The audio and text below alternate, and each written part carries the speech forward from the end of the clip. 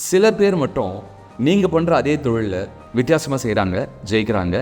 இந்த sales and மார்க்கெட்டிங்கில் நிறைய பேர் அதை பண்ண முடியாமல் தவிக்கிறாங்க.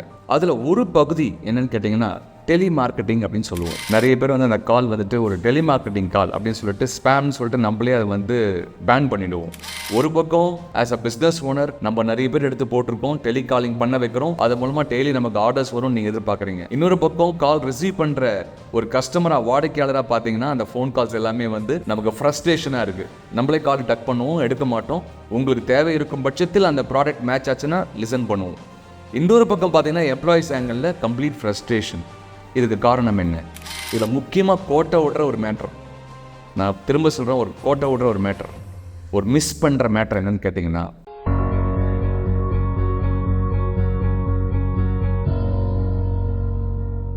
லேர்ன் இன்டெலிஜென்ஷியா சப்ஸ்கிரைபர்ஸ் அனைவருக்கும் வணக்கம். நம்ம இன்றைக்கி ஒரு சிறப்பான ஒரு நிகழ்ச்சி உள்ள நுழைய போகிறோம். இது வரைக்கும் நீங்கள் பார்த்த வீடியோஸ் எல்லாமே பார்த்தீங்கன்னா நிறைய விஷயங்கள் ஆண்டர்ப்ரனர்ஸ்க்காக, MSME, micro small medium enterprises, start அப்காக பேசியிருக்கோம். இன்றைக்கி பேச போகிற விஷயம் இன்னும் அதுக்கு மேலே ஒரு பகுதி போகலான்னு ஆசைப்படுறோம். அது வந்து சேல்ஸ் அண்ட் மார்க்கெட்டிங். இனிமேல் நீங்கள் பார்க்க போகிற நிறைய வீடியோஸ் வந்து சேல்ஸ் அண்ட் மார்க்கெட்டிங் சம்மந்தப்பட்டதாக இருக்கும். நீங்கள் ஒரு ஆண்டர்ப்ரனராக இருந்து ஒரு பிஸ்னஸ் பண்ணுறீங்க. அந்த பிஸ்னஸில் வந்துட்டு டெய்லி உங்களுக்கு என்ன விருப்பப்படுவீங்கன்னா நிறைய என்கொயரிஸ் வரணும், லீட்ஸ் வரணும். அந்த என்கொயரிஸ் எல்லாம் லீடாக மாறணும், அந்த லீட் எல்லாமே ப்ராஸ்பெக்ட்ஸாக மாறணும், அந்த ப்ராஸ்பெக்ட்ஸ் எல்லாம் கொட்டேஷனாக மாறணும், அந்த கொட்டேஷன்லாம் கஸ்டமராக மாறணும். இதுதான் எல்லா கம்பெனியோட ஓனர்ஸும் டெய்லி எதிர்பார்க்குற ஒரு விஷயம். ஆனால் டெய்லி நடக்குமா? அது நடக்குதா அப்படின்னு பார்த்தா எல்லாருக்கும் நடக்காது. நடக்கிறது ரொம்ப கஷ்டமும் கூட. ஏன் கஷ்டம் அப்படின்னு நினச்சா கஷ்டம். ஆனால் அதுக்கு உண்டான சில நியூவான்சஸ் இருக்கிறது, அது கஷ்டம் இல்லை. சில பேர் மட்டும் நீங்கள் பண்ணுற அதே தொழிலில் வித்தியாசமாக செய்கிறாங்க, ஜெயிக்கிறாங்க. இந்த சேல்ஸ் அண்ட் மார்க்கெட்டிங்கில் நிறைய பேர் அதை பண்ண முடியாமல் தவிக்கிறாங்க.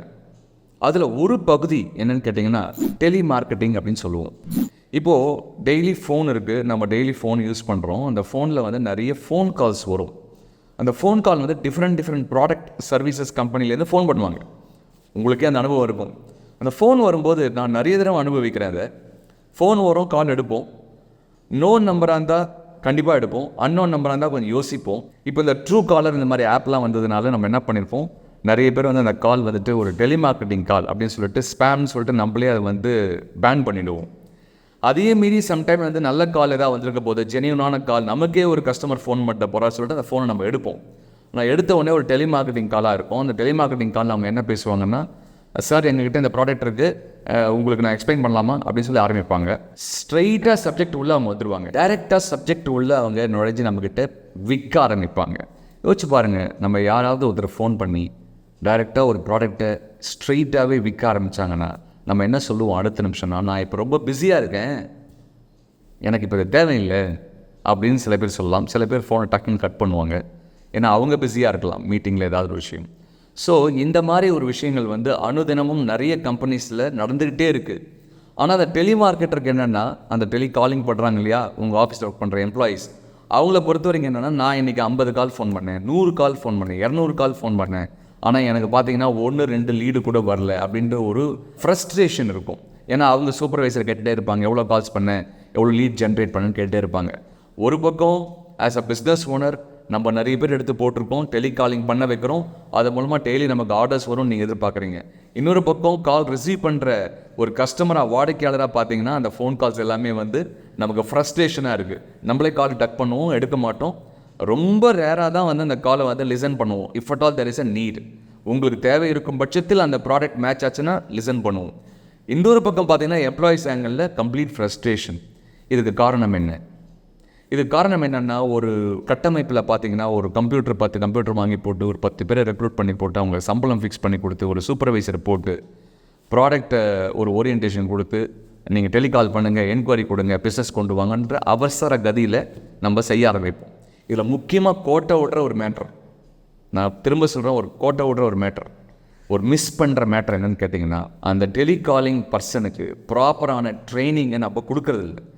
எல்லாருமே சேல்ஸ் சாம்பியன் கிடையாது. நம்ம ஆஃபீஸ்க்குள்ளே வரும்பொழுது ஒரு டிகிரி முடிச்சிருப்பாங்க, நல்லா பேசக்கூடியவங்களாக இருப்பாங்க. நான் இந்த வேலையை என்னால் செய்ய முடியும், எனக்கு வேலை வேணும்னு கேட்டு வராங்க. நீங்கள் அந்த வேலையை கொடுக்குறீங்க.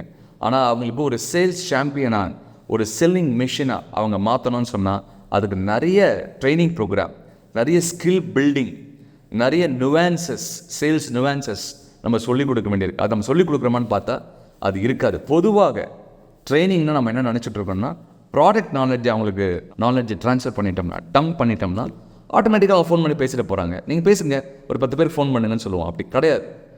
ப்ரொஃபஷனல் ஆர்கனைசேஷன் எடுத்து பார்த்தீங்கன்னா அந்த ட்ரைனிங் ப்ரோக்ராம் கொடுக்குற இம்பார்ட்டன்ஸ் அதிகம். என்ன மாதிரி ட்ரைனிங் ப்ரோக்ராம் அப்படின்னு கேட்டிங்கன்னா, நீங்கள் இந்த ஒரு 4-5 குறிப்புகளை உங்கள் பிஸ்னஸில் பயன்படுத்தலாம் டெலிகாலிங்கில்.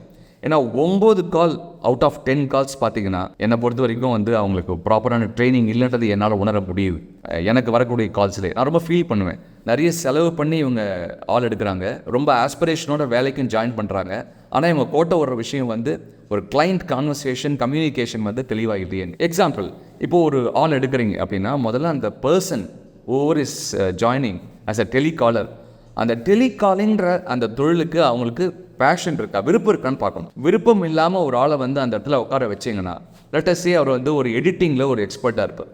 அவரை போய் நீங்கள் டெலிகாலிங்கில் உட்கார வச்சிங்கன்னா அவரால் பர்ஃபார்ம் பண்ண முடியாது. ஸோ டெலிகாலிங்லாம் என்னென்னு முதல்ல அவருக்கு தெரியணும். அது இருக்கான்னு பார்க்கணும். உள்ளுக்குள்ளே அந்த இன்ட்ரெஸ்ட் இருக்கான்னு பார்க்கணும். இருக்குது. எப்படி கண்டுபிடிக்கிறது? பேசும்போதே தெரியும். எப்படி பேசும்போது தெரியும்? நீங்கள் இன்டர்வியூவே அவருக்கு டெலிகாலிங்கில் பண்ணுங்கள். நீங்கள் நேராக மீட் பண்ணாதீங்க, ஃபோனில் இன்டர்வியூ பண்ணுங்கள். ஃபோனில் இன்டர்வியூ பண்ணும்போது தயக்கமாக பேசுகிறாரா, கிளாரிட்டியோடு பேசுகிறாரா, கம்யூனிகேஷன் இருக்கா, லாங்குவேஜ் ஸ்கில்ஸ் இருக்கா, ஆளுமை இருக்கிறதா, டோன் பிச் மாடுலேஷன்லாம் ஒழுங்காக இருக்கா. சில பேர் ரொம்ப ஸ்வீட்டாக பேசுவாங்க. ரொம்ப காம்ப்ளெக்ஸான ஒரு விஷயத்தை கூட ரொம்ப ஸ்வீட்டாக பேசும்போது எதிர்முனையில் இருக்கக்கூடிய மனிதருக்கு அதிலே ஒரு கம்ஃபர்ட்டை கொடுக்கும். அந்த கம்ஃபர்ட் கொடுக்கும்போது லிசனிங் இம்ப்ரூவ் ஆகும்.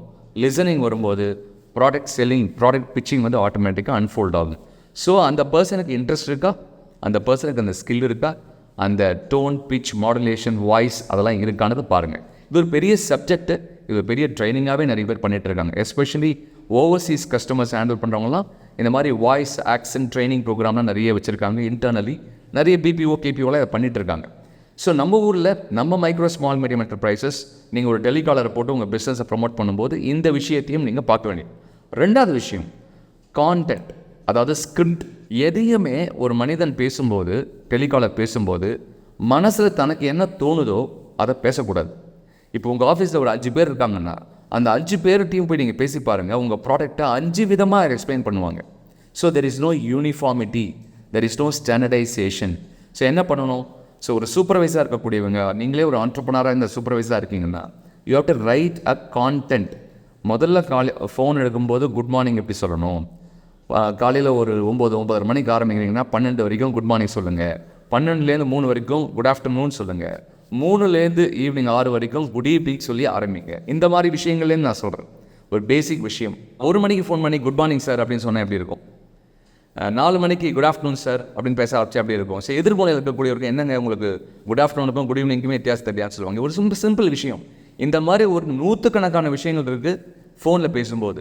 நேரில் பேசும்போதே ஒரு கஸ்டமர்கிட்ட சேல்ஸில் கஷ்டப்பட்டு தான் பொருளை விற்க முடியுது, கன்வின்ஸ் பண்ண முடியுதுன்னு சொன்னால் யோசிச்சு பாருங்கள் ஃபோனில் எப்படி பண்ண முடியும்? ஸோ ஃபோனில் already 50% face to face interaction இல்லை. அப்போது வெறும் வாய்ஸை வச்சு தான் உங்கள் கம்பெனியை அவங்க புரிஞ்சுக்கணும், உங்கள் ப்ராடக்டை அவங்க அண்டர்ஸ்டாண்ட் பண்ணிக்கணும். அப்படின்னா எந்த அளவுக்கு நம்ம தயாராகணும்? So content, script. அந்த ஸ்கிரிப்டில் 30 to 45 செகண்ட்ஸில், ஒரு 45 செகண்டில் அந்த எதிர்முனையில் இருக்கக்கூடிய ஒரு மனிதரை நீங்கள் ஹூக் பண்ணி ஆகும். சொல்கிற விஷயத்தை ஹூக் பண்ணி ஆகும். ஹூக் சொல்லுவாங்க. அது கம்யூனிகேஷனில் வரக்கூடிய ஒரு விஷயம். இது அந்த ஸ்கிரிப்டில் இருக்கான்னு பார்க்கணும். இல்லைன்னா நீங்கள் அந்த கான்டென்ட்டை நீங்கள் ரீரைட் பண்ணணும். ஸோ கான்டென்ட் ரெடி ஆகிடுச்சு. ஒரு 3 நிமிஷம் பேசக்கூடிய ஃபோன் காலில் ஃபஸ்ட்டு 30 செகண்ட்ஸ் என்ன பண்ணணும், அடுத்த ஒரு 45 செகண்ட்ஸ் என்ன பண்ணணும், அந்த மாதிரி நீங்கள் 45 செகண்ட்ஸ் 1 மினிட் அந்த மாதிரி ஒரு 3 பகுதிகளாக பிரித்து அதை நீங்கள் நிறைவு பண்ணலாம். ஃபஸ்ட்டு எடுத்த உடனே ஹூக், கிரியேட்டிங் இன்ட்ரெஸ்ட். ரெண்டாவது உங்கள் சப்ஜெக்டை பேசுகிறது. மூணாவது க்ளோசிங்கு கொண்டு போகுது கஸ்டமர். வெதர் இஸ் இன்ட்ரெஸ்டட், எப்போ முடிக்கலாம், எப்போ க்ளோஸ் பண்ணலாம், எந்த டைம் ஃப்ரேம்க்குள்ள தேவை, அவர் ஒரு வேளை கன்வின்ஸ் ஆகிட்டாருலாம். கன்வின்ஸ் ஆகலையா, ஒரே கால்லையே ஒரு கஸ்டமர் கன்வின்ஸ் ஆகி ஆர்டர் கொடுக்கணும்னு எதிர்பார்க்காதீங்க. அவர்கிட்ட சொல்லுங்கள் சார், நீங்கள் யோசிங்க, அவருக்கு ஸ்பேஸ் கொடுங்க, அவருக்கு டைம் கொடுங்க. அர்ஜென்சி வேண்டாம். நிறைய டெலிகாலர் பண்ணுற தப்பு இதான். உடனே பேசுவாங்க, பேசி முடித்த உடனே ஆர்டர் கொடுக்கணும், உடனே பேமெண்ட் அனுப்பணும், உடனே டிரான்சாக்ஷன் முடியும். ஏன்னா மேலே இது ப்ரெஷர், அது நடக்காது. ஸோ எல்லாருக்கும் ஒரு ஸ்பேஸ், ஒரு டைம் கொடுங்க. ஃபாலோ அப் கால் ஒன்று வைங்க. ஸோ அப்போ என்ன நினைப்பாங்கன்னா, அந்த எதிர்முனையில் இருக்கக்கூடியவர்கள், இவங்க எனக்கு யோசிக்கிறதுக்கு டைம் கொடுக்குறாங்க, எனக்கு இவங்க ஜஸ்ட் செல் பண்ணலை, எனக்கு ஹெல்ப் பண்ணுறாங்க. ஒரு salesman should be a helping person. I am helping you to decide on a product or a service, அது உங்களுக்கு பயனுள்ளதாக இருக்கும் அப்படின்னு சொல்லி நான் ஹெல்ப் தான் பண்ணுறேன். நான் உங்களுக்கு புஷ் பண்ணலை. இந்த புஷ் அப்படின்ற ஒரு விஷயம் வந்து கண்டிப்பாக ஒர்க் அவுட் ஆகாது. அக்ரெசிவாக புஷ் பண்ணோம் சேல்ஸில் சொல்லி மேலேருந்து வரக்கூடிய ப்ரெஷரை கீழே டெலிகாலர்கிட்ட போடும்போது அது வந்து disaster. It's a very good recipe for டிசாஸ்டர்னு சொல்லுவாங்க. இந்த ஸ்கிரிப்ட் ரெடி பண்ணிக்கோங்க. அதுக்கப்புறம் எட்டிகேட். எந்த அளவுக்கு எட்டிகேட் இருக்குது, இப்போ நான் சொன்ன மாதிரி டைம் அண்ட் ஸ்பேஸ் கொடுக்கறது, யோசிக்கிறது, ஒரு கேள்வி கேட்டு அவங்க பதில் சொல்கிற வரைக்கும் வெயிட் பண்ணுறது. சில பேர் அவங்களே தான் பேசுவாங்க, எதிர்முனையில் பேசுகிறத விடவே மாட்டாங்க. ஒரு கேள்வி கேட்க வருவார், இவங்க பேசிட்டே இருப்பாங்க. யாராவது ஒருத்தர் வந்து ஒரு விஷயத்தை சொல்கிறோம் அப்படின்னா ஒரு ஃபியூ செகண்ட்ஸ் பாஸ். சார் இதை பற்றி என்ன நினைக்கிறீங்க sir, do you feel it is beneficial to you, நான் ஃபர்தராக சில ஸ்டெப்ஸ் சொல்லலாமா, ஒரு அமைதியாக அதை சொல்லும்போது அவங்க கேட்கறதுக்கு உண்டான பாசிபிலிட்டி இருக்குது. ஸோ எட்டிகேட் ரெண்டாவது முக்கியம். அதை முடிச்சதுக்கப்புறம் உங்கள் brand, product or company or சர்வீசஸை பிச் பண்ணுறது. எப்படி பிச் பண்ணணும்னா, எல்லாருமே என்ன பண்ணுவாங்கன்னா ப்ராடக்டை விற்க ட்ரை பண்ணுவாங்க. நான் என்ன சொல்லுவேன்னா, ப்ராடக்டோட பெனிஃபிட்டை பேச ஆரம்பிங்க. சார் இந்த ப்ராடக்டில் உங்களுக்கு கிடைக்கக்கூடிய பெனிஃபிட் என்ன? என்றைக்குமே வாடிக்கையாளருக்கு என்ன பெனிஃபிட் இருக்குதுன்னு சொல்கிறது தான் அவருக்கு பிடிச்ச வார்த்தை. என் ப்ராடக்ட் வந்து உலகத்துலேயே நம்பர் 1 ப்ராடக்டாக இருக்கலாம், ஆனால் அந்த கஸ்டமருக்கு அது எந்த பெனிஃபிட்டும் கொடுக்கலன்னா நான் நம்பர் 1 சொல்லி என்ன பிரயோஜனம்? ஸோ உங்களுக்கு என்ன பெனிஃபிட்? சார் இந்த ப்ராடக்ட் இருக்கக்கூடிய ஒரு சிறப்பம்சம் உங்களுக்கு எப்படி யூஸ்ஃபுல்லாக இருக்கும் அப்படின்னா, உங்கள் ஃபேமிலிக்கு எப்படி யூஸ்ஃபுல்லாக இருக்கும்னா, உங்களுடைய பர்சனல் லைஃப்பில் எப்படி யூஸ்ஃபுல்லாக இருக்கும், அப்படி பேச ஆரம்பிக்கும் போது அவர் கனெக்ட் பண்ணிப்பார். ஓ, இது வந்து எனக்கு இது பர்சனலாக யூஸ்ஃபுல்லாக இருக்கும், என் ஃபேமிலிக்கு, என்னுடைய பிஸ்னஸுக்கு. ஸோ அந்த ஒரு connect, what we call benefit statement சொல்லுவோம். ஸோ ஒரு ப்ராடக்ட்டுக்கும், ஒரு பிராண்டுக்கும், ஒரு கம்பெனிக்கும் சில பெனிஃபிட் ஸ்டேட்மெண்ட்டை எழுதி வச்சுக்கணும். அந்த பெனிஃபிட் ஸ்டேட்மெண்ட், அதாவது கஸ்டமருக்கு கிடைக்கக்கூடிய பெனிஃபிட்ஸ், அதை உங்கள் எல்லா டீம் மெம்பர்ஸுக்கும் திரும்ப திரும்ப திரும்ப திரும்ப புரிய வைக்கணும். அதுக்கப்புறம் வரக்கூடிய ஸ்டெப்பு தான் ரிஹர்சல், மார்க்கிங் அப்படின்னு சொல்லுவாங்க, மார்க் செஷன்ஸ் அப்படின்னு சொல்லுவோம்.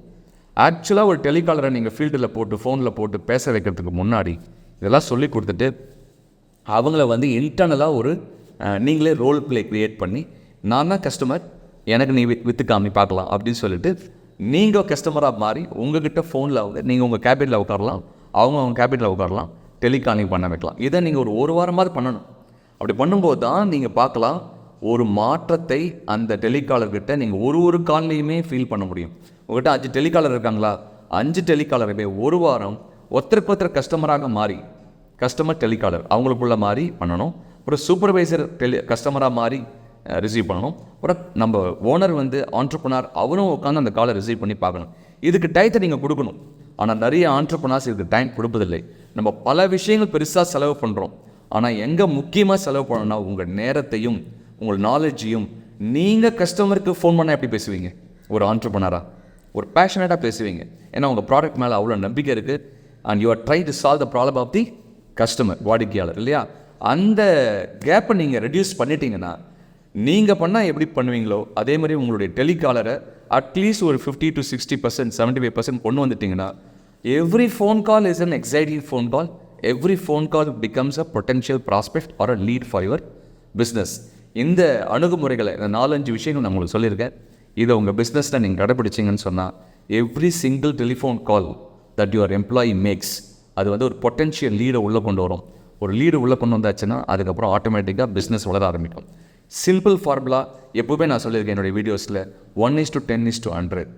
ஒரு ஆர்டர் வரணும்னா 10 பேர் ப்ரப்போசல்ஸ் வாங்கியிருக்கணும். நம்மக்கிட்ட 10 பேர் ப்ரப்போசல் வாங்கியிருக்கணும்னா ஒரு 100 பேர்கிட்டையாவது அவங்களுக்கு இந்த ப்ராடக்ட் மேலே இன்ட்ரெஸ்ட்டை க்ரியேட் பண்ணுவோம். இந்த 100 பீப்புள் இன்ட்ரெஸ்ட்டை க்ரியேட் பண்ணுற வேலை தான் டெலிகாலர் வேலை. அதுலேருந்து கன்வெர்ட் பண்ணி ஃபாலோ அப் பண்ணி கொண்டு வரது தான் ப்ரப்போசல் ஸ்டேஜ். இந்த ப்ரப்போசல் ஸ்டேஜ் வந்துட்டு சொன்னால் 10 பேர் நம்ம ப்ரப்போசல் மட்டும் வாங்கிட்டாங்கன்னா ஆட்டோமேட்டிக்காக 1 விழுந்துடும். ஒரு ஆர்டர் கண்டிப்பாக உங்களுக்கு விழுந்துடும். ஆனால் மேலேயே கூட வரலாம். நான் வந்து ஒஸ்ட் சுச்சுவேஷன் சொல்கிறேன். நல்ல ப்ராடக்டாக இருக்குது, ஒரு fast growing or fast moving ப்ராடக்டாக இருக்குது அப்படின்னு சொன்னால் ஈவன் ஒரு conversion will be even 40-50%. So இதை நீங்கள் உங்களுடைய பிஸ்னஸில் அணுகுமுறையில் கொண்டு வாங்க. இதுக்கு உண்டான எல்லா விதமான ட்ரைனிங் ப்ரோக்ராம்ஸ், இதுக்கு உண்டான ஒரு பயிற்சி பட்டறை, இது எல்லாமே நாங்கள் நிறைய பண்ணிட்டு தான் இருக்கோம். எங்களை மாதிரி நிறைய பேர் பண்ணிட்டு தான் இருக்காங்க. எங்களோட தொடர்பில் இருங்க. இந்த வீடியோவில் இருக்கக்கூடிய டிஸ்கிரிப்ஷனில் இருக்கக்கூடிய காண்டாக்ட் நம்பருக்கு ஃபோன் பண்ணுங்கள். என்னை பற்றின மற்ற வீடியோஸை நீங்கள் பார்க்கணும், மற்ற சப்ஜெக்ட் நிறைய நான் ஆண்டர்ப்ரனருக்காக பேசிகிட்டு இருக்கேன், மைக்ரோ ஸ்மால் மீடியம் என்டர்பிரைஸ்க்காக. அதை பார்க்கணுன்னு ஆசைப்பட்டீங்கன்னா @CChangeAnand அப்படின்ற என்னுடைய social handle, Facebook, LinkedIn, Twitter, Insta எல்லாத்தையுமே நான் இருக்கேன். ப்ளஸ் இந்த சேனலில் இருக்கக்கூடிய பிளேலிஸ்ட்டில் போனீங்கன்னா நிறைய வீடியோஸ் நிறைய சப்ஜெக்டில் பேசியிருக்கோம் ஆண்டர்ப்ரனர்ஸ்க்கு.